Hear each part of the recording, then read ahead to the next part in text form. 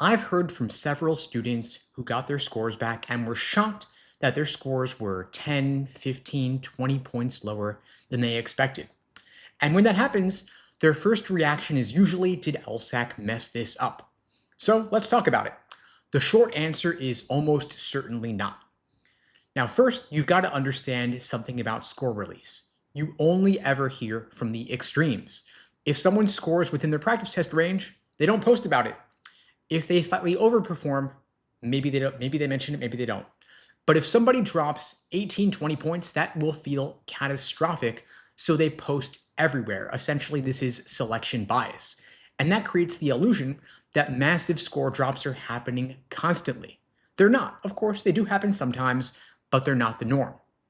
Now, when someone tells me they were averaging 170 on their practice tests, but they scored 155 on test day, I ask them a few questions. For example, were those practice tests taken in a single sitting with strict timing, no pausing, no checking answers mid-section with minimal breaks, replicating test day exactly?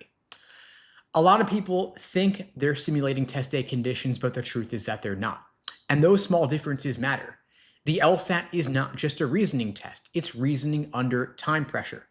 If you go 30 seconds too slowly per question, you might not feel it happening.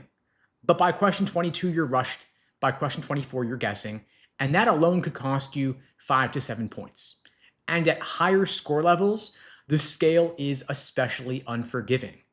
Now, you don't need to melt down emotionally to see a 10-point drop. You just need a couple extra misses in logical reasoning, a couple in reading comp, a rushed ending in one section. That's it. And now let's address the bigger concern. People are wondering if LSAC secretly made the LSAT harder.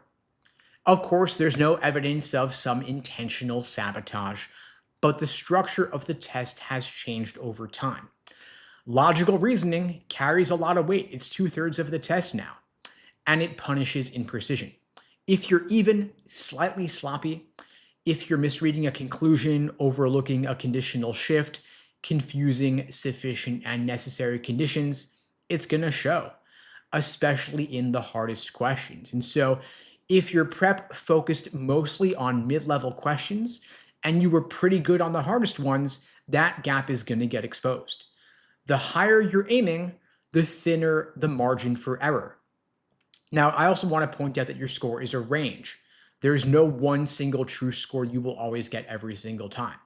If your last 5 practice tests were 166, 171, 168, 173, 164, your average might be a 168 or maybe a 169, but your range does include the potential to score in the low 160s. So when someone scores near the lower end of their range on test day, it might feel surprising, but of course it's not impossible. It's natural variance. Now, if your score came back lower than expected, I don't want you to panic. I want you to diagnose what might have went wrong. You pull your last 5 strict, fully timed practice tests and you look at the timing patterns. You look at the harder logical reasoning questions, your accuracy towards the end of the section. You want to ask, were you consistently missing the toughest 3 to 5 questions? Were you maybe narrowing down to 2 and choosing the wrong one repeatedly? Were you running out of time more than you admitted to yourself?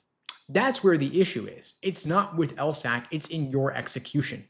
So if you're retaking, your strategy's got to change.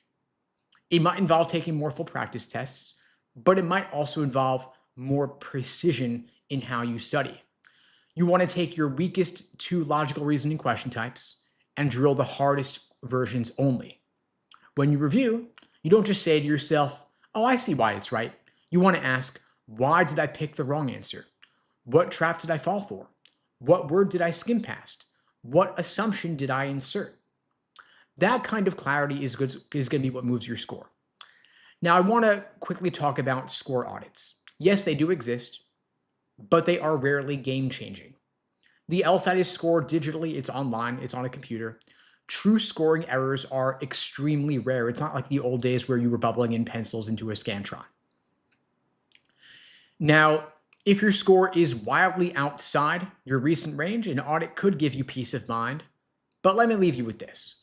A lower than expected score doesn't mean you're not capable. doesn't mean law school's off the table, doesn't mean the system's broken.